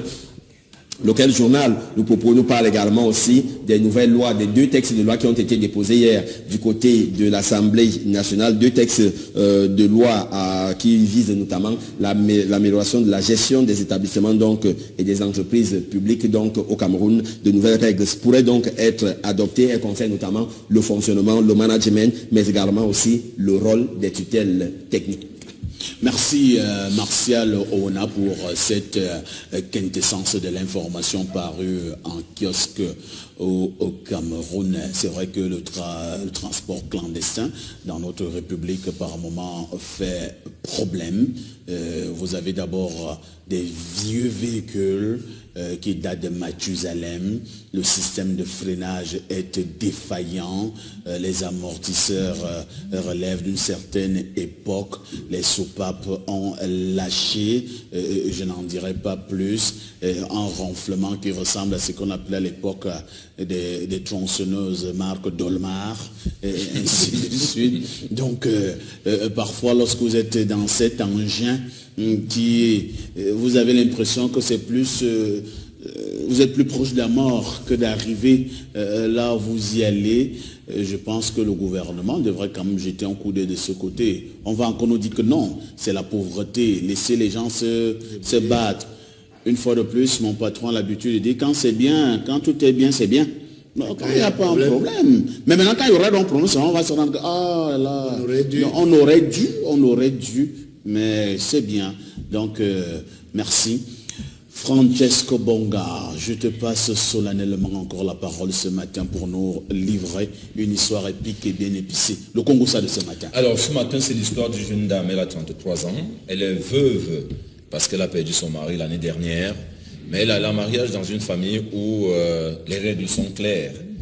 Quand votre mari décède, vous restez avec celui qu'on considère comme le chef de famille. Donc c'est lui qu'on désigne comme étant le chef de famille. C'est lui qui reste avec vous. Parce que cette dame, elle a quand même fait 4 enfants à ce monsieur qui est décédé. Et donc, quand son mari est décédé l'année dernière, ils se sont retrouvés au village, il y a eu les rites, tout ce que vous imaginez. Et finalement, c'est le frère aîné de ce monsieur qui est décédé qu'on a désigné chef de famille. Et donc, il fallait naturellement qu'il commence à s'occuper de la veuve comme cela se devait. Sauf que la veuve semble ne pas avoir d'atome cloché avec lui, c'est-à-dire qu'elle ne l'apprécie pas en tant qu'homme. S'occuper comment? De lui donner du savon, de toutes les manières, du pétrole. De toutes les manières. Donc même la nuit, ils dorment ensemble. Tout à fait. Ah bon?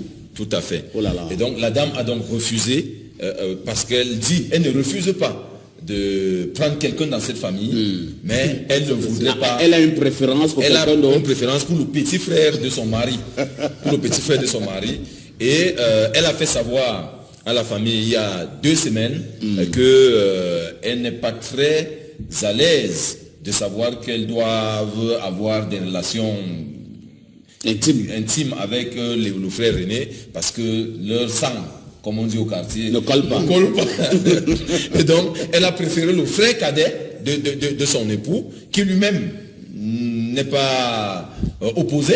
Donc, il a été d'accord. Donc, ils ont donc convoqué une réunion, question de dire à la famille qu'ils sont dans l'obligation d'enfreindre la règle, qu'en réalité, la veuve a plutôt fait notre choix et que la famille a double dans ce choix. Ils se sont retrouvés dans cette réunion-là et le frère aîné a dit que c'est impossible. Une chose qui s'est décidée devant les patriarches des ancêtres, tout le monde était là. Vous venez maintenant faire vos affaires du quartier, ce n'est pas possible. Et là d'ailleurs interdit à son jeune frère de mettre pied chez la veuve, parce que la veuve, le mari de la veuve avait construit avant de mourir, mais le jeune frère dit aussi que non, son frère ne peut pas être dans la tombe et accepter que sa femme soit avec quelqu'un qu'elle n'aime pas. Donc c'est une histoire qui commence à faire trop de bruit dans cette famille. Et tout récemment, il y a justement le petit frère qui, rappelons-le, avait un enfant, son enfant est décédé. Aujourd'hui, il accuse le frère aîné d'être celui qui a commandité ou alors celui qui a assassiné son fils. Donc c'est une affaire qui va dans tous les sens dans cette famille. Et cette dame qui m'a raconté son histoire m'a dit qu'elle pense que finalement la solution serait qu'elle ne prenne plus personne dans cette famille. J'avoue qu'elle avait déjà eu une relation, c'est elle-même qui m'a dit qu'elle a eu entre-temps une petite relation avec le grand frère. Non, le petit frère. Ah. Donc elle ne sait pas quoi faire, elle voulait simplement officialiser, mais elle se rend compte que les gens sont opposés, donc elle va peut-être partie de cette famille, sauf que ses enfants ne peuvent être enterrés que dans le village de son mari. Donc elle est dans l'embarras, elle ne sait quoi faire. La femme est dans l'embarras, elle ne sait quoi faire. Martial Ouona, c'est une histoire qui interpelle vous les Bantous. Est-ce que la femme doit choisir? Chez les Bantous, lorsque ton mari est mort, il y a une assise familiale et on décide que bon, Makritin